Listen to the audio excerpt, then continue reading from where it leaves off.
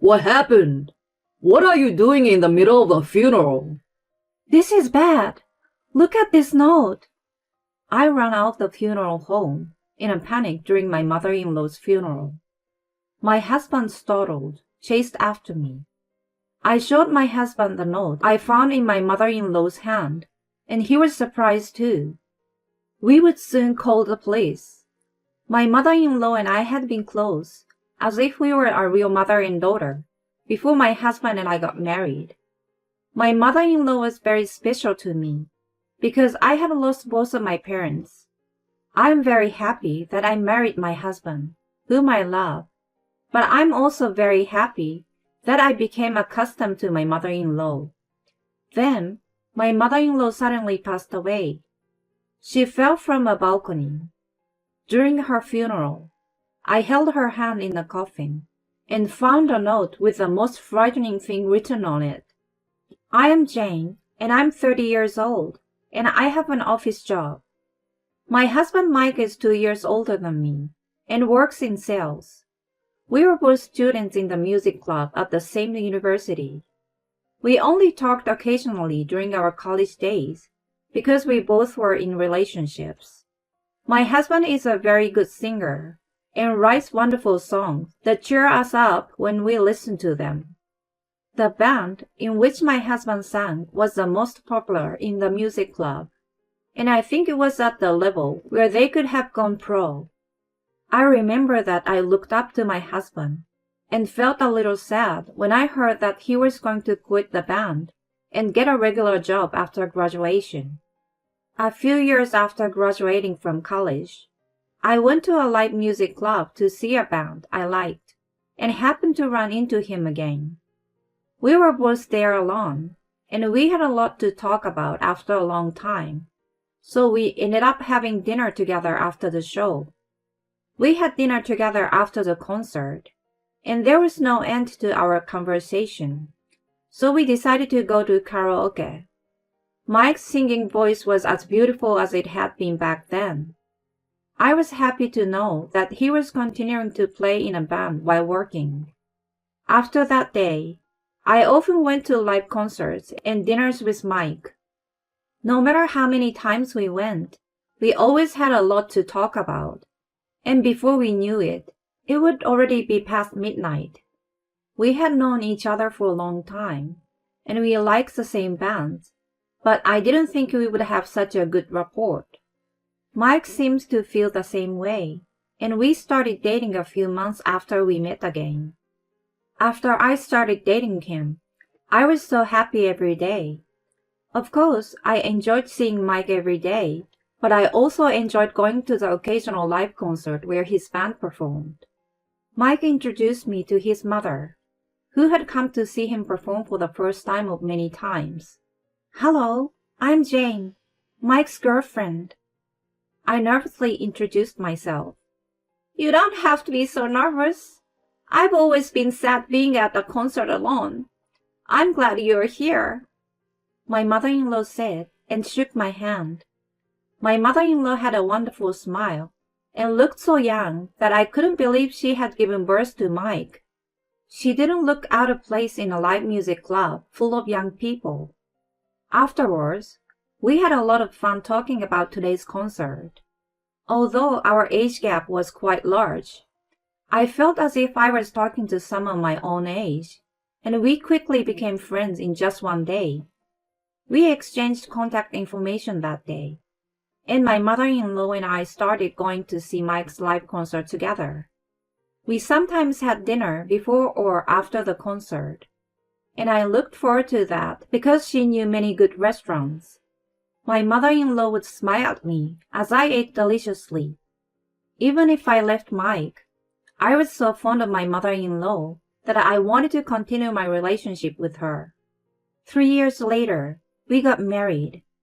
I was so surprised and happy that I couldn't stop crying when my husband proposed to me from the stage during one of his concerts. I looked at my mother-in-law, who was standing next to me. "I'm so happy that Jane and I are going to be a family. I'm so glad," she said with tears streaming down her face. I laughed when I saw my mother-in-law crying more than me.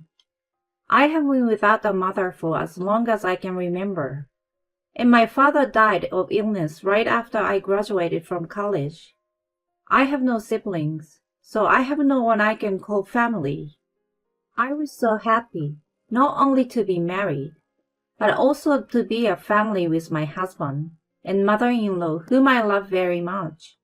Soon, I started living with my husband and mother-in-law.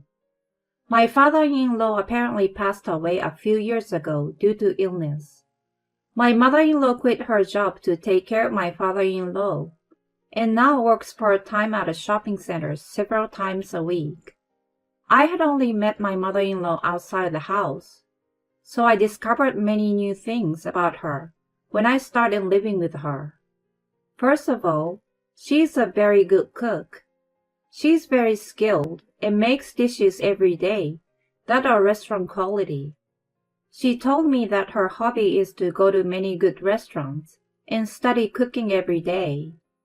Another thing is that she lives a very healthy lifestyle. She gets up early in the morning to go running, stretches carefully every night, and go to bed at 10 p.m. I thought my mother-in-law's usefulness came from her daily efforts.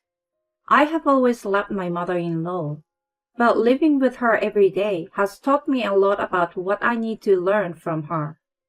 I've become a better cook, and although not as good as my mother-in-law, I've unknowingly lost a lot of weight that I hadn't lost in a long time because of my healthy lifestyle. Since we got married, a lot of great things have happened. I'm so happy every day. I have nothing but gratitude for my husband and mother-in-law. My husband and I have been able to be like lovers, just as we were before we got married. He sang to me at home sometimes, and I was happy to hear my husband singing any time. When I would cook dishes modeled after my mother-in-law's, Jane, this is amazing. It might taste better than my mom's. he would compliment me like so. No way! Your mom is the one who taught me. When I say this, no, this is your skill. You've got a good sense for cooking, my mother-in-law would say as she laughs. 3 years into our marriage, we were still happy. We never had any fights, and we lived a peaceful life. One day, however, the atmosphere in the home changed when my sister-in-law suddenly returned home. My sister-in-law, Amelia, is 5 years older than my husband. I couldn't believe that she was family with my always cheerful mother-in-law and husband, since she had an overbearing personality. We invited her to our wedding, but she refused. So this was the first time I met her. She had been married and a housewife, but she was divorced and had suddenly returned home. She did not tell my mother-in-law and my husband in advance about it, and they were surprised to see her. I'm going to live here from today. Would you clean up my room? My sister-in-law said coldly to me, as I was about to greet her. I was off work that day, so I did as my sister-in-law told me, and cleaned up her room, which was in a state of storage. My husband and mother-in-law said they would talk to my sister-in-law. For the first time since we got married, there was a sense of discomfort in the home. As I was cleaning up, I was listening to the conversation. I don't mind you living here, but you have to work and put money in the house. Don't cause trouble for Jane, my mother-in-law said. I know that. Mom, you're always so annoying, my sister-in-law retorts. Sis, don't talk like that. If you're going to live here, you should let us know in advance. If you can keep your promises, I will have you leave, my husband said in a strong tone. Yeah, whatever. Mike, you're always on Mom's side, my sister-in-law replied.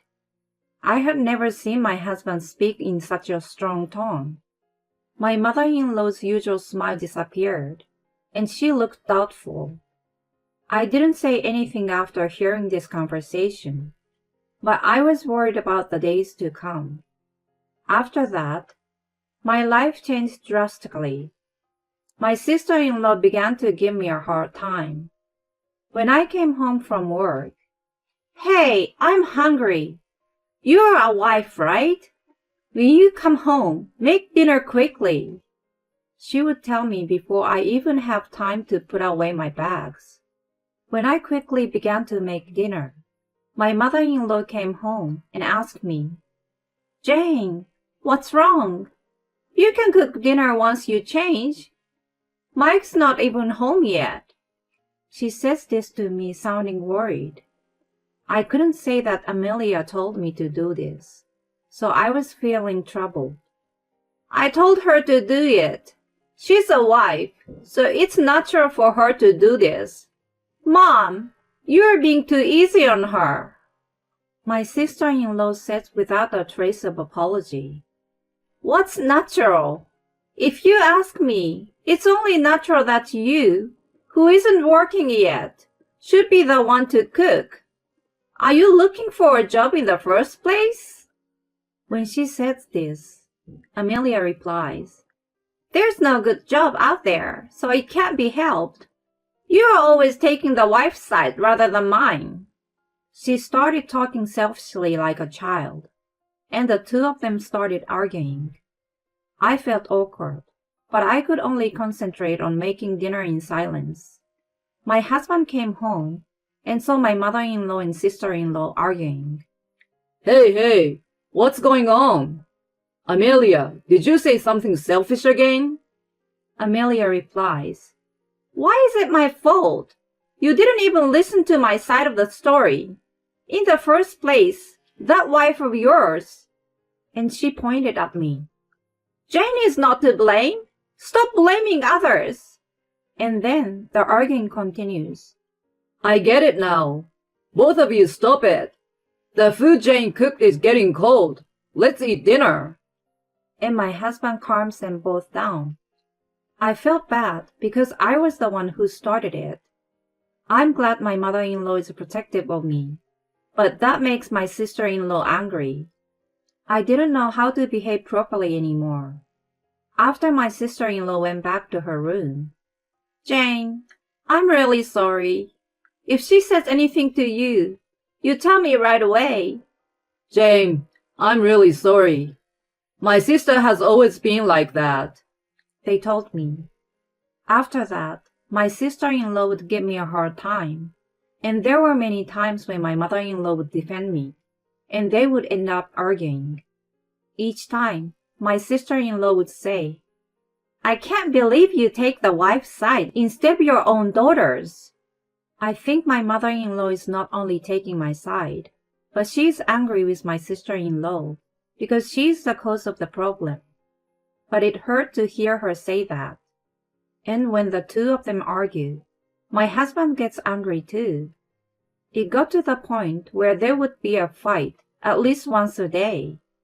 My sister-in-law says she's looking for a job, but there's no sign of her starting to work at all. She does not do any housework and spends most of the day in bed or on the couch looking at her phone. My mother-in-law, who used to smile and look so young every day, seems to have aged a little since my sister-in-law came back. I wonder if she gets tired of arguing with her. My husband has stopped singing at home. He hasn't performed at any live concert recently. It seems that the happy days we used to have just a few months ago were just a dream. A few days later, while I was at work, I received a phone call from my husband. My mother-in-law had fallen from the balcony and had to be rushed to the emergency room. Since we live on the 5th floor, I was so worried about my mother-in-law that I left work early and headed for the hospital. However, by the time I arrived at the hospital, my mother-in-law had already passed away. The atmosphere in our home had been bad recently, and I didn't have as many chances to enjoy talking with my mother-in-law as I used to. I couldn't stop crying for a long time, thinking that there were so many things I wanted to talk about and do with her. My sister-in-law was at home when my mother-in-law fell off the balcony. I wondered for a moment. Could it have been my sister-in-law? But I tried not to think about it, because even though we weren't close, I knew she wouldn't go that far. According to my sister-in-law, my mother-in-law was hanging the laundry on the balcony. My sister-in-law said that she heard a loud noise as she was lounging around as usual, and when she went to the balcony, she couldn't see my mother-in-law and called the police. My sister-in-law was crying as she spoke. We then made arrangements for the wake and funeral. My husband made most of the arrangements, but the time passed in a flurry as we dealt with many relatives and acquaintances of my mother-in-law. Surprisingly, my sister-in-law was also very cooperative and did a lot of work. I decided to concentrate on sending my mother-in-law on her way during the funeral. At the end of the funeral, I said goodbye to my mother-in-law in the casket. As I recalled everything that had happened to my mother-in-law from the day I met her until now, I was filled with many thoughts and feelings. With tears streaming down my face, I took my mother-in-law's hand for the last time and found a small piece of paper in her hand. When I took it out, it looked like a torn piece of a notepad. Curious, I looked inside the note and was astonished. I couldn't stop shaking at the sight of the dreadful note and ran out of the room. People in the hall were looking at me with a buzz. As I was outside crying and shaking, my husband came after me. What happened? What are you doing in the middle of a funeral? My husband seemed angry. Of course he would be. I just ran out in the middle of a funeral. With trembling hands, I showed him the note. This is bad. Look at this note. The note in my mother-in-law's hand read, It's Mom's fault for always taking the wife's side. If you had taken my side, none of this would have happened. Your favorite wife will be next. And it was written in my sister-in-law's handwriting. It was like she was saying she did it. It's not conclusive evidence, but it might be something. Just imagining how she must have felt writing such a note was terrifying. I was afraid to even look at my sister-in-law's face. All I could do was run away. But, What the hell is this? I'm going to go talk to the people in the hall, so wait here. my husband couldn't hide his emotions, but he knew he had to be firm, and he handled it calmly. Jane, it's okay. I'm with you. We'll get the police to do something about it. It's better for Mom. My husband said, hugging me as I trembled. My husband told the people in the hall what had happened, showed them the note, and they called the police. I waited there shaking. My sister-in-law came outside and asked me, What's going on? Don't you think it's disrespectful to my mother to be flapping around during a funeral? Why are you outside? You're insane. Then my husband said, Shut up and sit inside. He said loudly. My sister-in-law returned to the hall with a strange look on her face. I guess she didn't think we had seen her note. The attendee also looked at us strangely. But the funeral proceeded to the end, and when they finished putting my mother-in-law in the hearse, the police arrived and took my sister-in-law to the police station. My sister-in-law said, I don't understand. Why should I go to the police? What did I do? She was in a rage the whole time. My husband and I looked at her coldly as she was being taken away by the police. The people in attendance were in a state of confusion, but they went straight to the crematorium. That was the last time I saw my sister-in-law. The house was searched again, and my sister-in-law confessed to the crime, and she was arrested later that day. I heard her crying like a child at the police station, saying she hated her mother, who wouldn't take her side. They found sleeping pills in her room, which Amelia mixed into my mother-in-law's drink, and then instructed her to dry the laundry. While drying the laundry, My sister-in-law apparently pushed my drowsy mother-in-law on her back. She really only meant to injure her, but she died, partly because of the concrete underneath. When I heard the police story, I was filled with fear and anger. I really can't forgive her. She's a selfish woman.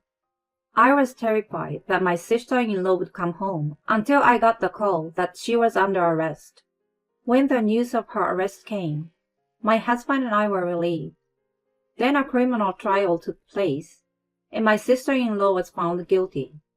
She was also thinking of rebelling against me, though the charges were more serious, and she was going to jail for more than 10 years.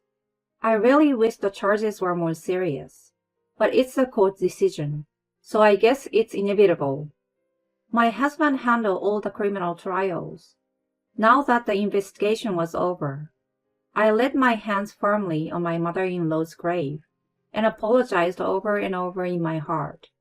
I'm still scared to this day that if I hadn't found the note then, maybe I would have been next. My husband and I told each other's company about the situation, filed moving papers, and moved to another part of the country, so that we wouldn't have to face my sister-in-law who came out of prison one day. I don't think she will ever find out where we move. We decided to build my mother-in-law's grave in the place where we moved.